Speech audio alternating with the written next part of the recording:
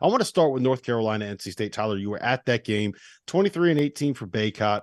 RJ Davis had 26 points. In his last 9 games, he's averaging 18.6 points per game. He's one of the most efficient guards in the country. I just want to say Terquavian Smith, really scary fall, was taken off the court on a stretcher. It seems like he is it's not something that is all that serious. His mom posted on Facebook saying that he's going to be, quote, okay. I don't know what that means. I don't know if that means he's going to be out for a while, but scary fall. Looked like he kind of dodged the worst of it. Tyler, where do you stand big picture on this North Carolina team? How deep of a run do you think that they can make? Are they still in the mix for the ACC tournament title? Like, give me all the North Carolina takes you got, my man. For me, it's going to come down to quality shots for North Carolina. And to me, I think I've seen too many ISOs. And I've said before, I think it's all about I think when this team gets assists, they look really, really good. But when they don't really play with much pace and they're kind of just, tossing the ball around or taking bad shots. I think at one point I thought we took more contested threes than anybody in the country, it seemed like, and the shot quality, wasn't great. But if we're sharing the ball, moving, and playing through Armando inside, I think we're going to be a tough team. And also, I think RJ Davis, I said this before, I think he's the biggest X factor in the country. I've said this a few weeks ago on here as well. When he plays well, this team is very tough. But also, this is my first time really watching State a lot. State's a really good team. The Smith kid is unbelievable. They really push the ball. They play with a lot of pace. And also, the one kid today that really surprised me was the DJ Burns kid for NC State. Yeah, I love DJ. First of all, he's a unit. Second of all, I mean, he has really good hands around the rim and nice touch. So I actually think this NC State team deserves a lot of credit.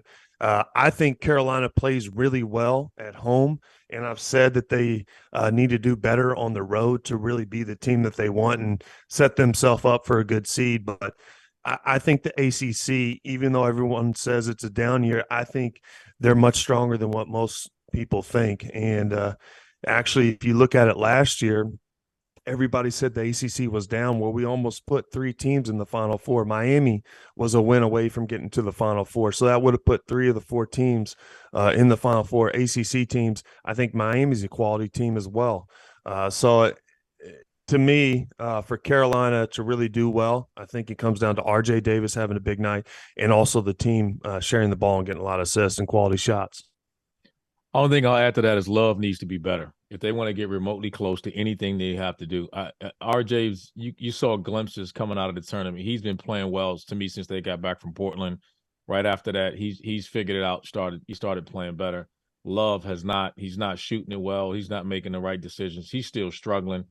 Someone has to evolve from the bench from them too. They got to get some bench production. They had 1 point from the bench. Like at some point, you can get away with that if Love and Nance. It's good to see Nance back. He was out for a couple of games with his back injury, tightness and stuff like that. So RJ's figured it out. They got to play through Armando, like you said, but they're going to get anything close to winning on the road and making a tournament run. Love has to get back to playing like Caleb Love.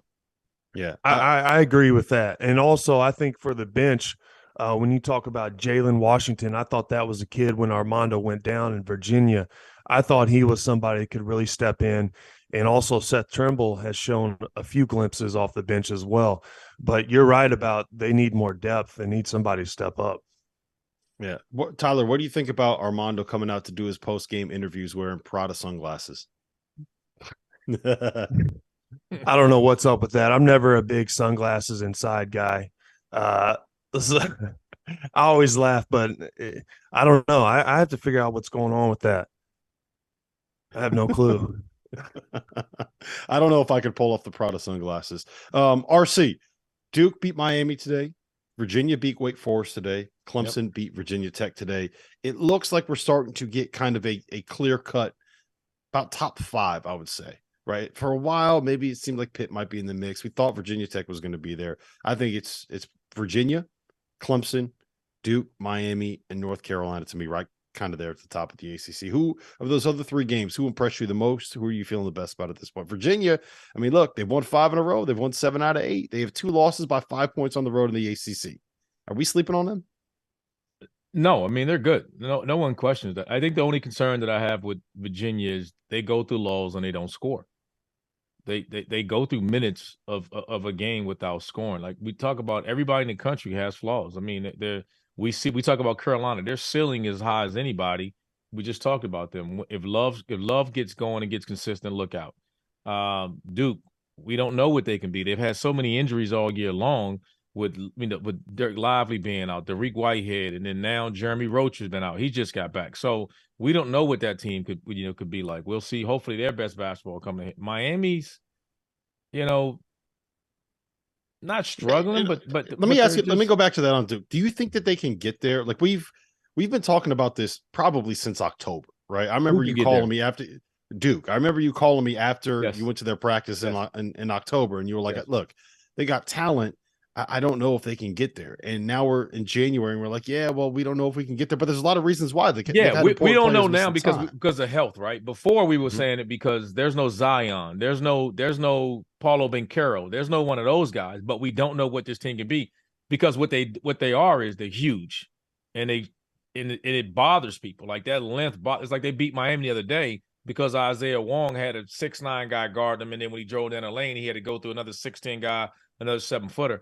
So when they have all their pieces, they can be a problem, but we don't know yet because even in their losses, they've never had their entire roster yet to say how good they can be. We know they don't have a dominant freshman or like the number 1 pick, so to speak.